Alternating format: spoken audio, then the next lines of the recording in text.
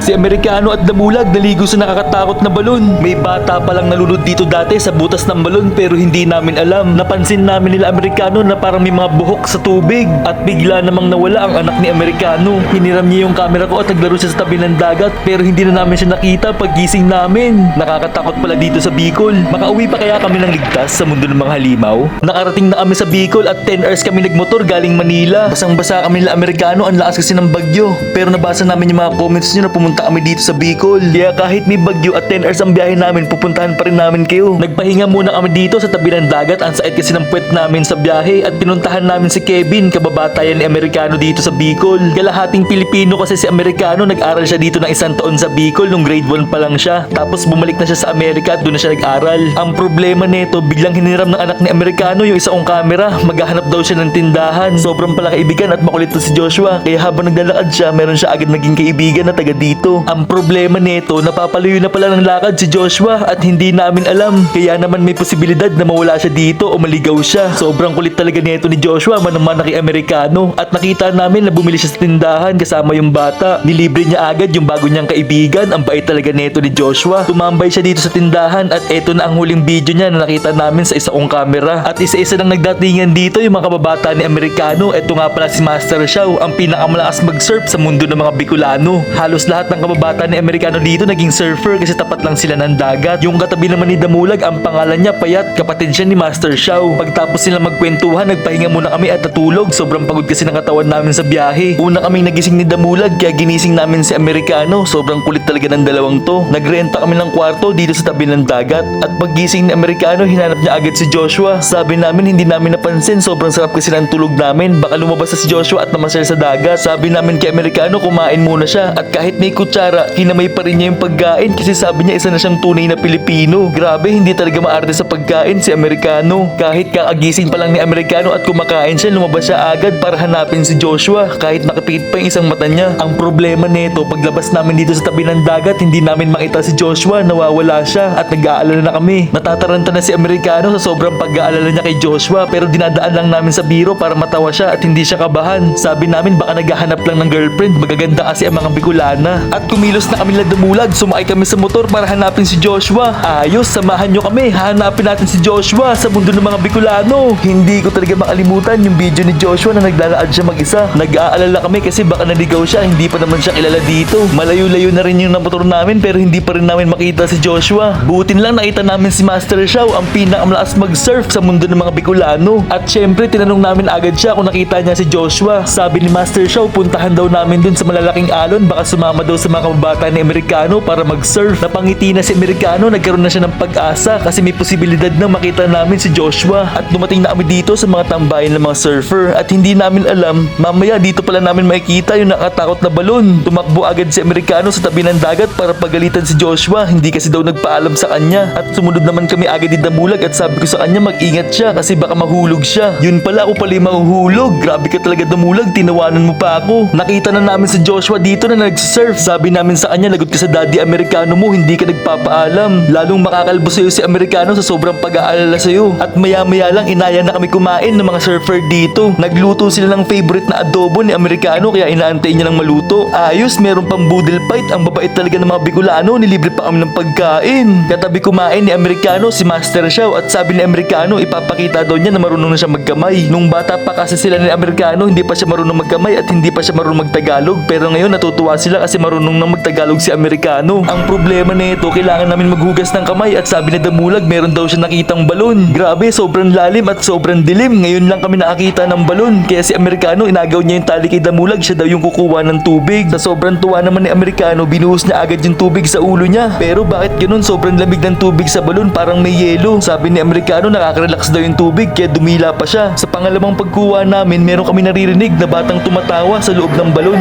Pero sabi ni Damulag baka guni-guni lang namin yun. Sabi naman ni Amerikano, ikaw naman Kuya Jeff, lalagyan kita ng parang shower. Pero bigla akong may ibang naramdaman. Sinampal pala ako ni Damulag. Ikaw talaga Damulag, sobrang bully mo talaga. Nagkukulitan pa kami dito, hindi namin alam yung mga taga rito takot pala sa balon na to. Binuhos pa ni Damulag sa puwet niya yung tubig kasi meron daw mga buhangin galing dagat. Ang problema pa nito, pagtingin namin sa tubig parang merong mga buhok. Pero ang sabi ni Damulag baka ugat lang ng halaman yan. Hinatid namin nila Amerikano yung nakuha naming tubig sa balon kila Master Shaw. Pero lahat sila nagulat. Saan daw namin nakuha bababa yung tubig. Sabi ni Amerikano sa balon daw at siya daw yung kumuha. Tuwan-tuwa pa siya. Nagulat naman kami kasi yung mga taga rito biglang natakot at nagligpit sila ng mga gamit nila. Sabi nila meron daw batang nalunod dun sa loob ng balon. Baka daw sundan kami sa pagtulog ng kaluluwa. Takot na takot naman si Damulag kasi yung tubig binuhos pa niya sa puwet niya. At si Amerikano dumila naman ng tubig, refreshing daw. Nag-alisan na bigla yung mga surfer dito sa sobrang takot. At si Damulag naman nagpaandar na mabilis sa sobrang kaba niya. Susundan kaya kami ng kaluluwa na galing sa balon. Abangan niyo sa susunod si Amerikano makakalaban ng Class S na halimaw dito sa mundo ng mga Bicolano. Kaya mag-follow na kayo para mapanood nyo agad ang next episode. At i-comment nyo na kung mga tagasan kayo para kayo naman yung pupuntahan namin sa susunod. Hanggang sa muli,